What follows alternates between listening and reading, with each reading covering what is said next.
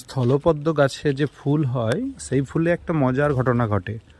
কি হয়, ফুলগুলো যখন সকালবেলা ফোটে তখন যে রং থাকে ঠিক বিকেলের দিকে সেই রংটা পাল্টে যায়।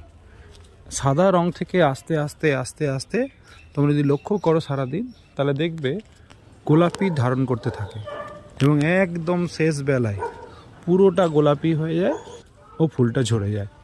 প্রচুর ফুল ফোটে। এই গাছগুলো আমাদের দেশি টগর গাছের মতো শক্ত হয়, অনেকটা বড় হয়, তবে ফুলগুলো খুব মজার। সবাই লাগাতে পারো। দুরকম ফুল হয়, একটা থোপা হয়, একটা সিঙ্গেল পেটালের হয়।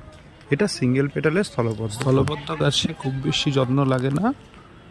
নার্সারিতেও এই গাছের চারার দাম খুব কম, তাই অবশ্যই আপনার ঘরে যদি জায়গা থাকে স্থলপদ্ম গাছ লাগাতে পারেন।